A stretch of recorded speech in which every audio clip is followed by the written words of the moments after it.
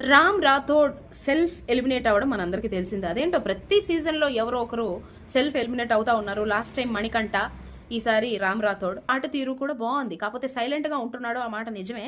అంటే ఎప్పుడైతే ఈ వైల్డ్ స్ట్రోమ్ వచ్చారో, వచ్చిన తర్వాత మరీ సైలెంట్ అయిపోయాడు. అంటే ఎవరు గోల వాళ్ళది, ఎవరు కొట్లాట వాళ్ళది, ఎవరు బాండింగ్స్ వాళ్ళ దగ్గరే ఆగిపోయారు. ఈయన అంటే ఎప్పటి నుంచి ఈ అబ్బాయికి అలా అనిపించింది అంటే, తనుజ ఎప్పుడైతే పాయింట్అవుట్ చేసిందో మధ్యలో దూరుతాడు, మధ్యలో దూరి మాట్లాడతాడు అన్నప్పుడు ఆ ఎపిసోడ్ ప్లే చేశారు చూడండి, ఆ బిట్, అప్పటి నుంచి ఆ అబ్బాయి ఇంకా డౌన్ అయిపోయాడు. ఇంకొకటి, తనుజ చూపించిందో లేదో, నెక్స్ట్ వీక్ ఆ అబ్బాయికి సపరేట్గా ఒక ఏవీనే తయారు చేసేసారు బిగ్ బాస్. అంటే తనుజ చెప్పింది కరెక్టే, తనుజ రాంగ్ కాదు, రామ్ రాథోడే రాంగ్ అని చూపించాలనుకున్నారా బిగ్ బాస్? ఎప్పుడు ఇలా చేయలేదు ఇన్నాళ్ళ బిగ్ బాస్ సీజన్స్లో. ఈసారి మాత్రం ప్రతిదీ రామ్ రాథోడు అందరి మధ్యలో దూరుతాడు అని సపరేట్ ఏవీనే తయారు చేశారంటే తనుజ ముద్దుబిడ్డకి ఎంత సపోర్ట్ ఉందో చూడొచ్చు.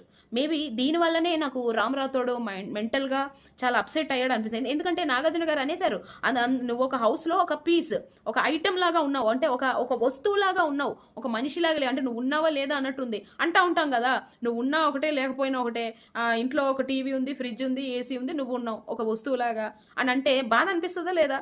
అప్పటికే అబ్బాయి లో ఉన్నాడు, అందులోని ఈ కమెంట్స్, ఈ డైలాగ్స్ వినడంతో అబ్బాయికి నిజంగా మళ్ళీ అక్క తమ్ముడు తమ్ముడు తమ్ముడు అని పట్టుకునేది ఆ తనుజనే.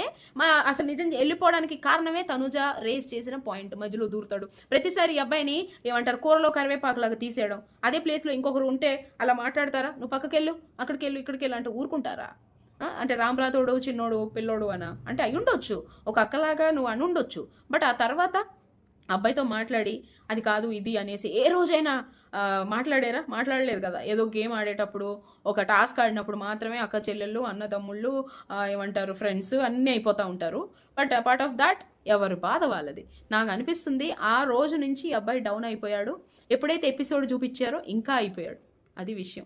అండ్ ఇవాళ బస్ చూసాను నేను. బస్ చూసినప్పుడు మన శివాజీ గారు, నువ్వు క్లారిటీ లేవు, కన్ఫ్యూజన్లో ఉన్నావు అని అన్నారు.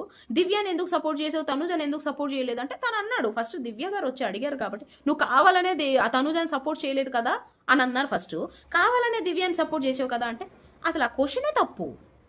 అసలు శివాజీ గారు అడిగిన క్వశ్చనే తప్పు. కావాలనుకుంటే కదా ఎవరైనా సపోర్ట్ చేస్తారు.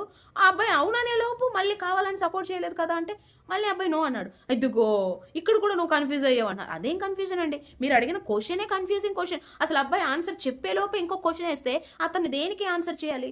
సేమ్ ఇదే కన్ఫ్యూజన్ చేశారు హౌస్లో కూడా.